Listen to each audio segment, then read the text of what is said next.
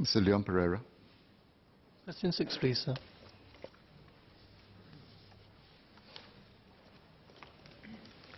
Mr. Speaker, MOH works with doctors and pharmacists from public healthcare institutions to encourage the usage of suitable generic drugs. In 2017, to better guide institutions and doctors in the use of generic drugs, we introduced a basket of clinically and cost-effective generic drugs which can replace the more expensive branded equivalents.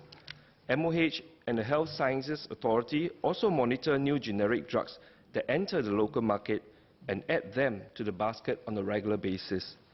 MOH and public healthcare institutions have also implemented other measures to drive the use of generic drugs. These include automatic substitution at the point of drug ordering, requiring doctors to provide explanation on the usage of the more expensive branded drugs where generics are available, and monitor its usage. The utilization of the generic drugs in the basket has risen over the years. By volume, the usage of the generic drugs in the basket has increased from 87% in 2013 to 99% in 2017. Mr. Pereira. Thank you, Mr. Speaker, sir, and thank the MOS for his reply. Just a few supplementary questions. Firstly, are there plans for the government to actually monitor the extent to which, across the board, branded versus generic drugs are prescribed, in healthcare institutions? Because, as I understand it, the cost differences can be really tremendous. For one active ingredient that I just checked at retail, the cost difference is actually a factor of 7 times. So it can make a huge impact on curbing spiraling healthcare costs. That's the first question.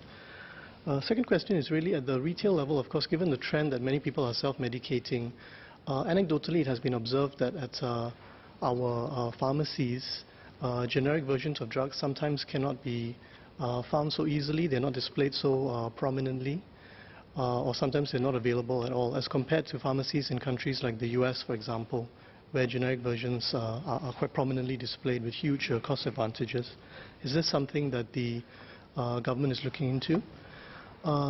Thirdly, again, anecdotally, there are cases that one hears about where in the private healthcare space, generic versions of drugs are sometimes prescribed at the same price as the branded version without the patient really being aware of it. So is this also something that government is looking into? And lastly, is there a resource that patients can go to actually access typical retail prices of branded versus generic drugs for common cases? And is this something that is available? If not, can that be looked into as well? Thank you. I'd like to thank Mr. Leon Pereira for those supplementary questions.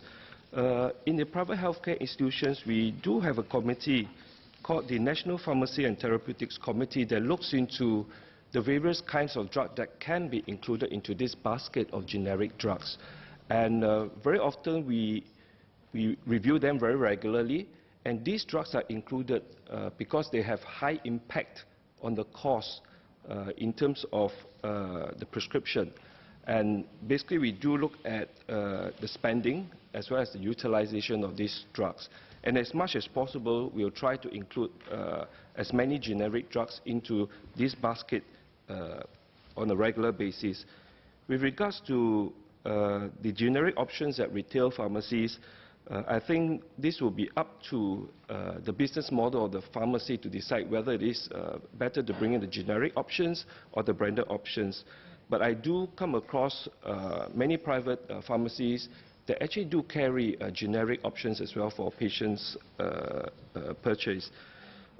For like-minded practitioners, such as private GPs or even long-term or intermediate long-term care providers, I think we are also trying to encourage them to have some form of collaboration in terms of group purchasing or group procurement, and this hopefully can reduce the cost of medications even in the private sector.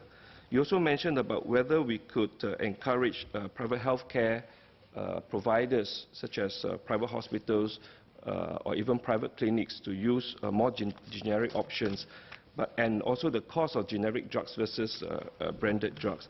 I think this is really a business decision by the private practitioners.